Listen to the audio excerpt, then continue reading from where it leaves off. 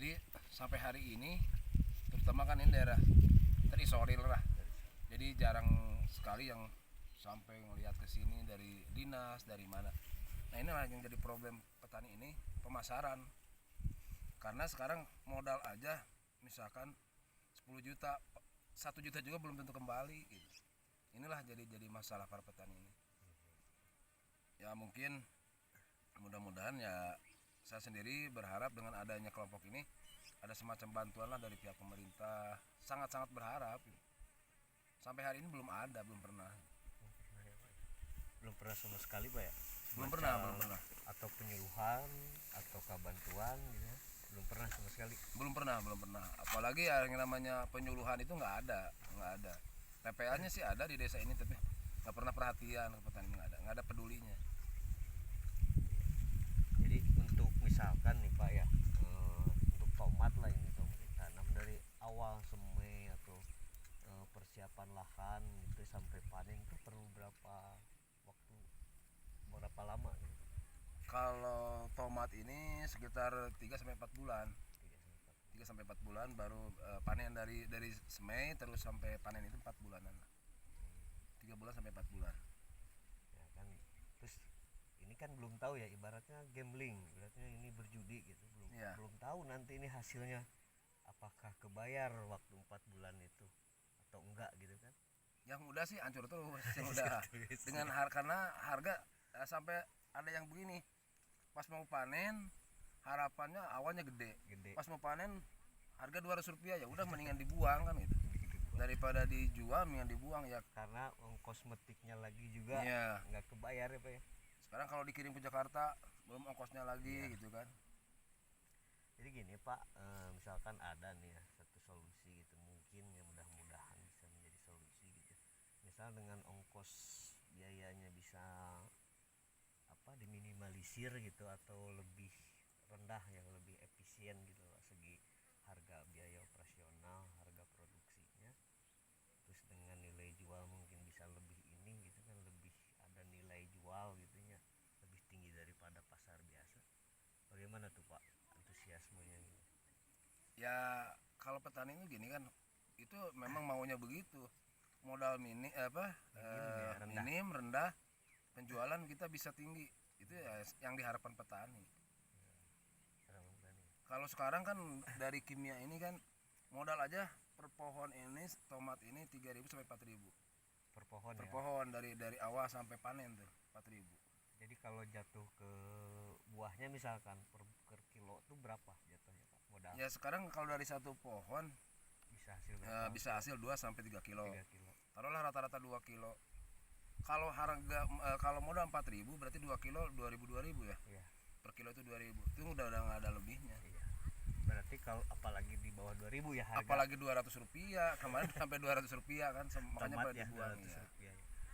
Jadi gini Pak, kita ya, kami dari teman-teman ingin sedikit gitu membantu dari segi hulunya nih, sebagai pelaku tani produksi gitu kan, sebagai produsen penghasil sayuran, kita mungkin memberikan satu solusi gitu ya. Mudah-mudahan ini bisa terrealisasi dengan maksimal gitu. Amin. Pak ya, kita mengajak untuk beralih ke yang alamiah, lebih organik gitu, ke organik, pertanian organik. Metode ini ya saya harap bisa lebih efisien, bisa lebih murah dari segi produksinya gitu. Terus ya insya Allah nilai jual pun bisa lebih tinggi daripada yang sudah atau yang pasaran yang ada gitu Pak. Ya, bagaimana Pak tuh? Ya kalau kami sih dari kelompok di sini ya siap. Apa yang kita kan gini, petani ini kita bukan membuang uang tapi mencari keuntungan. Ya semua jenis usaha mencari keuntungan. Kalau memang itu menguntungkan kenapa tidak? Ya cuman harus ada penyuluhan dulu. Gimana, jadi jangan sampai pas kembali juga ke organik terus kita nggak ada penyuluhan juga, akhirnya hancur juga gitu. Ya berarti intinya gitu Pak ya. Soalnya gini Pak, hampir setiap bidang lah yang membawahi dari pertanian ke peternakan dan perikanan, masalahnya sama. Kalau perikanan pakan, peternakan juga pakan. Jadi sekarang tuh kendalanya gini, bukan hanya mahal gitu ya pupuk, tapi ketersediaannya pun susah. Iya, iya. Kadang sekarang ada, besok mau beli lagi nggak ada. Itu yang sering terjadi. Jadi kami di sini coba memberikan solusi untuk bidang-bidang ini gitu kan ya. Intinya ini kan untuk ketersediaan pangan nanti di masyarakat gitu. Terus saya harap nih dengan adanya wawancara ini masyarakat lebih tahu, lebih aware gitu ya. Ternyata untuk mendapatkan sepiring nasi dan lauk pauk serta sayur mayurnya itu begini loh Iya. prosesnya, nggak semudah itu gitu. Betul, ya. Jadi tolonglah, ini ada penghargaan lebih gitu ya, minimal dari harga gitu. Kita bukan mau untung, cari untung berapa gitu, ibaratnya lebih dari produksi aja sama capeknya gitu ya, nunggu Iya. sampai misal dari tomat aja satu jenis ini 4 bulan loh nunggunya gitu. Bukan hanya menunggu diem, tapi kan harus dirawat, Iya. harus ada perawatan, pemupukan segala macam. Ini perlu effort gitu, perlu usaha yang sangat luar biasa gitu untuk menghasilkan buah tomat yang berkualitas gitu. Jadi saya harap dengan adanya satu vlog atau video ini bisa lebih melek lah gitu ya masyarakat pada umumnya, apalagi dinas-dinas terkait ya Iya, dari iya. pemerintah itu untuk ada perhatian seperti ini. Minimal ada standarisasi harga Iya, ya Pak ya. betul, ya. Harga itu pas gitu, Ya. stabil. Intinya ke masyarakatnya terjangkau, tapi ke petaninya pun tetap ada untung, Ya. ada lebih gitu ya. Ya itulah harapan para petani itu begitu. Ya, Jangan kayak sekarang jauh, jauh. modal aja gede keluarnya karena harga pupuk itu inilah mahal. Terus ngejual kita udah susah. Jadi ini bukan nggak laku, susah ngejualnya aja. Ya dengan adanya COVID-19 ini semua jadi dampaknya itu Dampaknya luar biasa ya. bukan hanya di kota dampaknya sebetulnya, Iya. ke petani terutama. Jadi kalimat petani ini sebagai penyangga tatanan negara Indonesia itu kalau saya perhatikan itu bohong karena tidak ada perhatian, Jadi cuman bahasa. itu jadi bohong ini sebetulnya kalau saya perhatikan itu.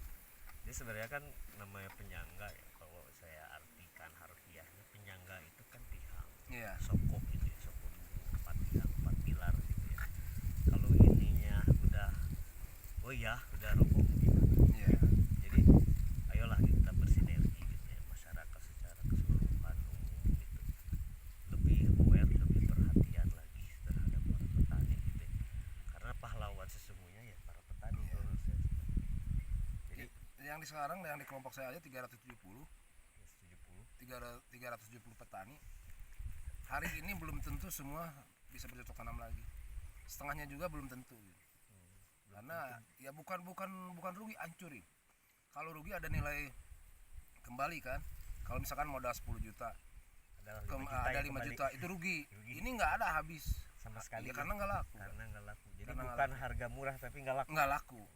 Yang murah sih masih mendingan ada harga. sisa kan. Ada sisa. Ada harga terus ada sisa. Ini nggak laku. Inilah yang jadi permasalahan di masyarakat.